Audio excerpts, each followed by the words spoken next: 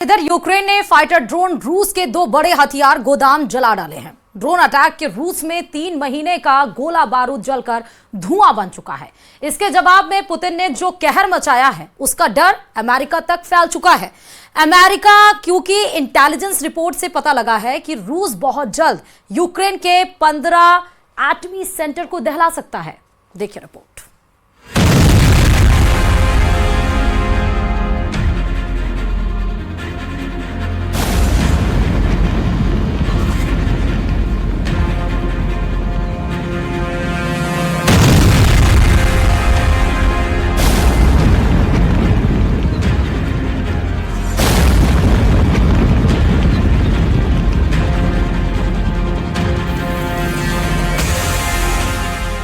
क्या यूक्रेन में फट गया पुतिन का एटम बम?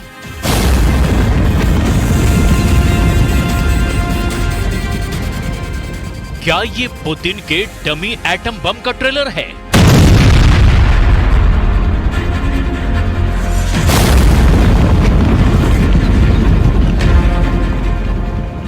या फिर ज़ेलेंस्की ने कर दिया लॉन्ग रेंज मिसाइल का धमाका?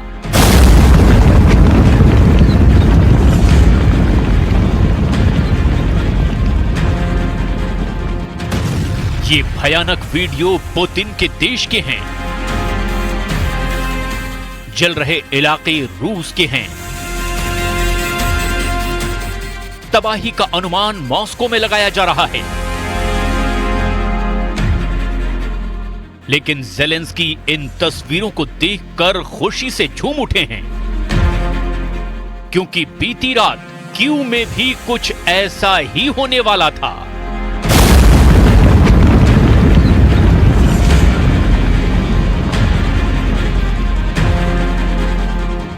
आधी रात मिरिन्स्की पैलेस से कुछ ही दूरी पर 81 फाइटर ड्रोन मंडराने लगे।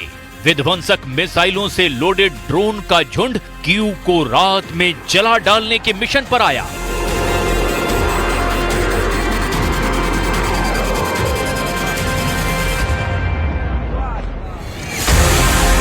लेकिन यूक्रेन डिफेंस फोर्स की मुस्तैदी ने अनहोनी पर ब्रेक लगा दिया।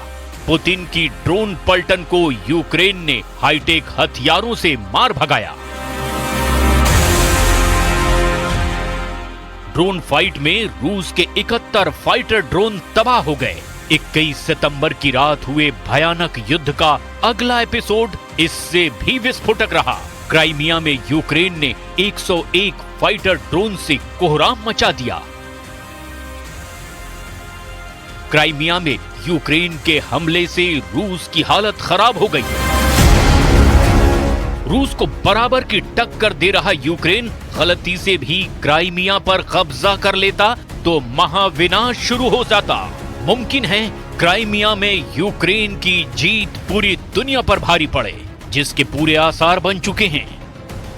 रूस के कीव हमले के बाद अमेरिका ने बड़ा ऐलान किया है। ज़ेलेंस्की ने भी पुतिन को भयानक गुस्सा दिला दिया है।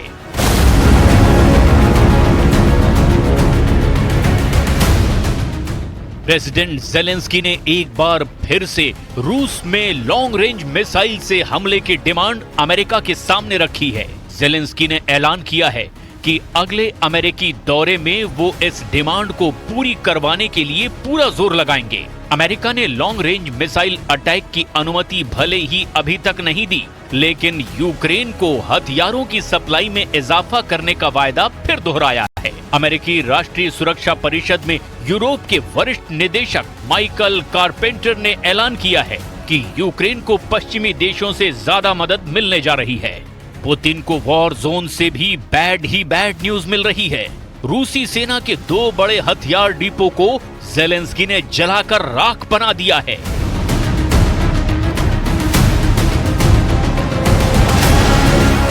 टोरोपेट्स और क्रास्नोडार में पुतिन के हथियार गोदाम में तबाही की तस्वीरें बेहद डरावनी हैं। टोरोपेट्स में रूस के हथियार डिपो में 30,000 टन बारूद बर्बाद हुआ। इस हथियार डिपो में 75,000 से ज्यादा बारूदी शेल जला करके खाक कर दिए गए। रूस का यह हथियार गोदाम इतना बड़ा था कि इसके हथियार से रूस 3 महीने तक युद्ध लड़ सकता था। відзначити наших воїнів за влучність. Влучність саме на території ворога. Це те, що змінює ситуацію принципово. Наша здатність повертати війну додому в Росію. Є чергове ураження арсеналу в Росії. Це був значний арсенал для окупанта. Всі наші воїни Сил оборони та безпеки України, які були задіяні. Дякую вам. Збройні Сили України, Служба безпеки України і усі, хто залучався. Молодці. रूस जब तक टोरोपेट्स डिपो की तबाही का अंदाजा लगा पाता, तब तक जेलेंस्की ने उसके दूसरे हथियार गोदाम को मिसाइल धमाके से उड़ा दिया।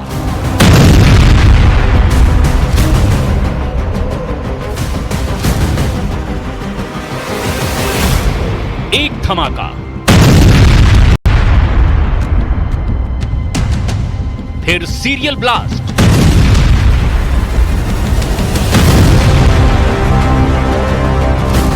और फिर पूरे इलाके में आग ही आग।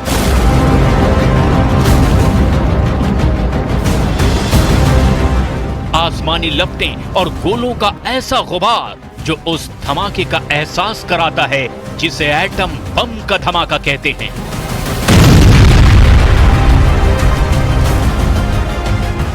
ये धमाका रूस में हुआ है। वो दिन की जमीन दहल गई है। धमाके को बहुत दूर से कैमरे में कैप्चर किया गया, लेकिन आग का बवंडर जब उठा तो पूरे आसमान पर छा गया। धमाके से बना फायर मशरूम साफ साफ दिखाई दे रहा था। तो क्या ये एटम बम का ब्लास्ट था? क्या जेलेंस्की ने रूस में एटम बम फोड़ दिया?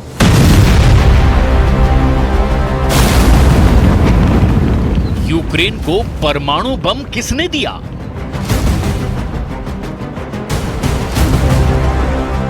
ऐसे तमाम सवालों के जवाब जानने से पहले इस न्यूज हेडलाइन का मतलब भी समझ लीजिए।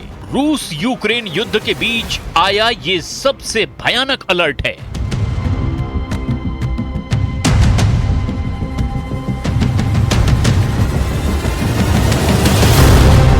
मायने पुतिन का अगला हमला एटम बम से होगा।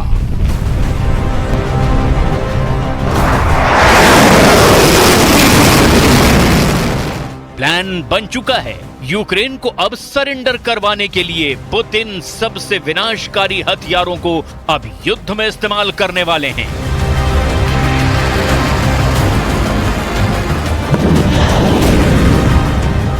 पुतिन की परमाणु मिसाइल का फर्स्ट टारगेट क्या होगा, इसकी भविष्यवाणी उनके विदेश मंत्री एंड्री सिबिहा ने कर दी है।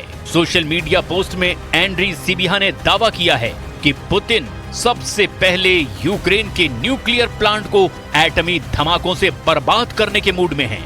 यूक्रेन की खुफिया रिपोर्ट का हवाला देकर पुतिन के परमाणु अटैक की प्लानिंग कुछ यूं बताई जा रही है। पुतिन यूक्रेन के एटमी सेंटर को एयर स्ट्राइक कर कंट्रोल न्यूक्लियर धमाके में तबाह कर सकते हैं। पुतिन का न्यूक्लियर अटैक यूक्रेन में विंटर सीजन से पहले हो सकता है। जेलेंस्की के चीफ ऑफ स्टाफ एंड्री यर्मक ने भी परमाणु त्रासदी की टाइमिंग अक्टूबर बताई है। खुफिया इनपुट में ये पता लगा है कि रूस टेक्निकल परमाणु हथियार का इस्तेमाल करने का प्लान बना रहा है। टेक्निकल परमाणु हथियार 1 किलो या उससे भी कम वजन के होते हैं, लेकिन इससे हजारों टन के हथियार के बराबर तबाही होती है। रूस के सबसे बड़े टेक्निकल परमाणु हथियार का वजन 100 किलो तक है। परमाणु हमले के अलर्ट के बाद प्रेसिडेंट जेलेंस्की ने भी अब अगले कुछ हफ्ते को युद्ध में सबसे अहम बताया है। Може стати багато в чому визначальним для того, щоб зупинити російський терор, цю агресію, і щоб повернути нормальну безпеку. Щоб це сталося, рішучість наших партнерів має відповідати сміливості українців. Відповідь на питання, коли завершиться ця війна, насправді в тому, коли рішучість партнерів не відставатиме від того, що ми можемо робити для нашого захисту, для нашої незалежності, для нашої перемоги. Україна має перемогти в цій війні. Може перемогти. Але разом з усім світом. Наша чітка стратегія буде на столі у партнерів, у президента Сполучених Штатів. रूस यूक्रेन युद्ध अब उस मोड़ पर है जहां सभी हथियारों की आजमाइश हो चुकी है। अब तक प्रेसिडेंट पुतिन ने सिर्फ परमाणु बमों का टेस्ट नहीं किया, हालांकि युद्ध के शुरुआत से सबसे विनाशकारी हथियारों की धमकी मॉस्को से दी जाती रही है। रूस के न्यूक्लियर वेपन यूक्रेन बॉर्डर पर भी कई बार लगाए जा चुके हैं, लेकिन पुतिन का न्यूक्लियर वॉर प्लान जो है वो सिर्फ यूक्रेन की बर्बादी तक नहीं रुकेगा। यूक्रेन के परमाणु सेंटर दहलेंगे तो जो तबाही मचेगी उसकी जद में यूरोप के देश भी आएंगे, क्योंकि पुतिन के टेक्निकल एटम बम भी महाविनाशक हैं। रूस के पास करीब 2000 टेक्निकल परमाणु हथियार हैं। ये हथियार कई तरह की मिसाइलों में इस्तेमाल किए जा सकते हैं, जैसे क्रूज मिसाइल और आर्टिलरी शेल्स। टेक्निकल परमाणु हथियारों को एयरक्राफ्ट और युद्धपोत से भी दागा जा सकता है, जैसे एंटीशिप मिसाइल और टॉर्पिडोज और डेप्थ चार्जर। अब जानिए कि रूस के क्रास्नोडार हथियार डिपो में हुआ धमाका दरअसल क्या है। ये मशरूम एटमी धमाके का नहीं है, ये रूस के हथियार डिपो में रखे बारूद और बमों में लगी आग के बाद का दृश्य है।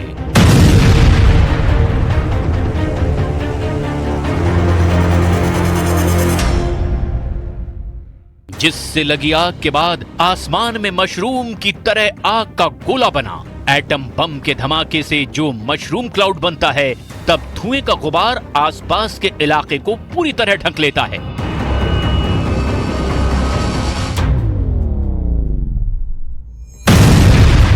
जबकि क्रास्नोडार ब्लास्ट के धमाके में सिर्फ आग दिखी, जिसे सोशल मीडिया में पुतिन के डमी एटम ब्लास्ट की तरह बताया जा रहा है। ये प्रेसिडेंट ज़ेलेंस्की के लिए राहत की बात है, क्योंकि अगर रूस के एटम बम फटने लगे तो यूक्रेन का बचना मुश्किल ही नहीं, नामुमकिन है।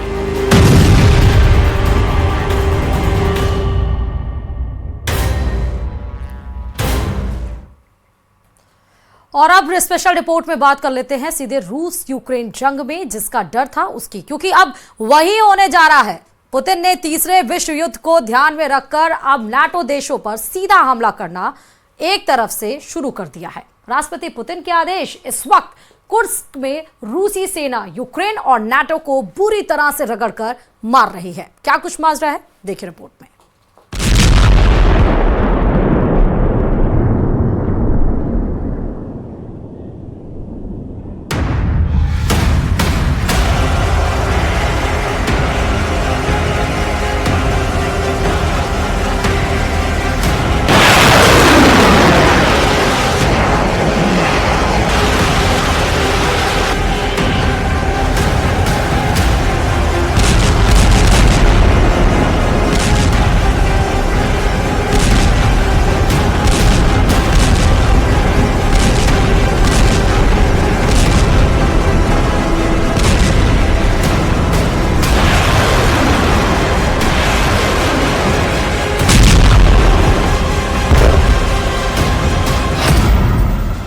घंटे में मारे 1340 सैनिक, नेटो का पुतिन को चैलेंज। अब लगभग ये पूरी तरह से साफ हो चुका है कि नेटो यूक्रेन को हारने नहीं देगा और पुतिन यूक्रेन को जीतने नहीं देंगे। 940 दिन से चली आ रही जंग में रूस यूक्रेन युद्ध अब ऐसे विनाशकारी चरण में पहुंच चुका है जहां सिर्फ और सिर्फ एक ही रास्ता बचा है, रूस के साथ नेटो का तीसरा विश्व युद्ध।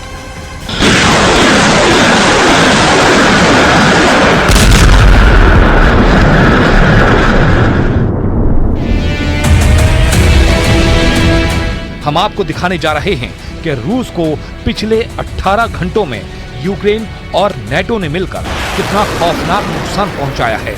वहीं हम आपको ये भी दिखाने जा रहे हैं कि रूस ने नेटो और यूक्रेन को तबाह करने के लिए कितने बड़े पैमाने पर तैयारी पूरी कर ली है। हम आपको ये भी बताएंगे कि पुतिन ने नेटो के 32 देशों से एक साथ जंग के लिए बेलारूस, उत्तर कोरिया, ईरान और चीन के साथ मिलकर क्या वॉर प्लान बनाया है। सबसे पहले आप ये जान लीजिए कि यूक्रेनी सेना ने नेटो के हथियारों और उनके लड़ाकों के साथ मिलकर रूसी सेना को 18 घंटे पहले कितना नुकसान पहुंचाया है।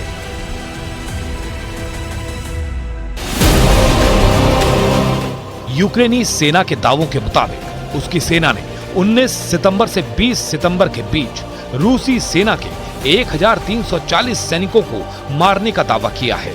इसके अलावा रूस की 35 तोपें महज 18 घंटे के अंदर तबाह करने का दावा किया गया है। वहीं रूस के 118 बख्तरबंद लड़ाकू वाहन, 20 टैंक भी उड़ाने का दावा यूक्रेन की सेना कर रही है। आखिरी जंग, पुतिन का तीसरा विश्व युद्ध।